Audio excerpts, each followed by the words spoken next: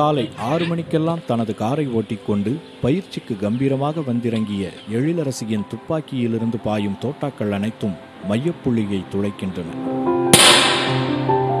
அண்மையில் நடைபெற்று முடிந்த தமிழக அளவிலான 10 மீட்டர் ஏர் பிஸ்டல் பிரிவில் தங்கம் வென்ற இவர் தேசிய அளவிலான துப்பாக்கிச் போட்டியில் பங்கேற்க உள்ள முதல் தமிழக மாற்றுத்திறனாளி வீராங்கனை என்ற பெருமையையும் பெறவுள்ளார்.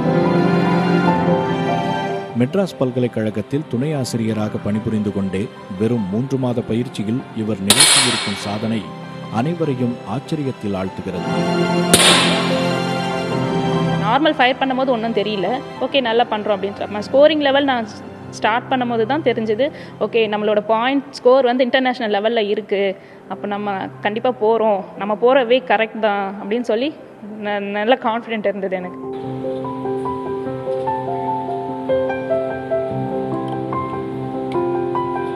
எந்த ஒரு பிரிவிலும் சிறப்பாக செயல்பட சிறந்த ஆசான் தேவை. அந்த வகையில் இவரது பயிற்சியாளர் உதயகுமார் தந்த ஊக்கமே விளையாட்டில் இவருக்கு ஆர்வத்தை ஏற்படுத்தியுள்ளது. மாற்றுத்திறனாளி வீரர்கள் பயிற்சி மேற்கொள்வதற்கான வசதிகளை ஏற்படுத்தி கொடுத்தால் தங்கம் குவிக்க தயாராக இருக்கிறார்கள் என்கிறார்கள் பயிற்சியாளர்கள். நான் அவங்ககிட்ட ஃபர்ஸ்ட் வார்த்தையே, உங்களுக்கும் நார்மல் பர்சனுக்கும் டிஃப்ரென்ஸ் கிடையவே கிடையாது. உங்கள் காம்படிஷன்ஸ் தான், அவங்கள காம்படிஷனாக நினைங்க. நீங்கள் வந்து நான் பேராஷூட்டர் கேட்டகரி அடிக்க போகிறேன், அவங்க மென் கேட்டரில் அடிக்க போகிறேன்னு சொல்லாதீங்க. நீங்கள் வந்து அவங்க ஸ்கோரை பீட் பண்ண ட்ரை பண்ணுங்கள், அவங்க ரெக்கார்டை நீங்கள் பீட் பண்ணுங்கள் அப்படின்னு சொல்லிட்டு தான் அவங்க எனர்ஜைஸ் பண்ணுறது. விளையாட்டு வீரர்களின் உச்சபட்ச கனவான ஒலிம்பிக் போட்டியையே தனது இலக்காக தோளில் சுமந்து நிற்கும் எழிலரசி இந்தியாவுக்கு நிச்சயம் பெருமை சேர்ப்பேன் என்று கூறியுள்ளார்.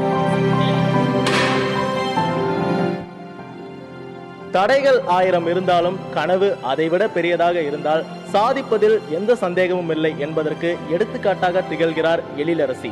புதிய தலைமுறைக்காக ஒளிப்பதிவாளர் தினேஷுடன் அருண்மொழிவர்மன்.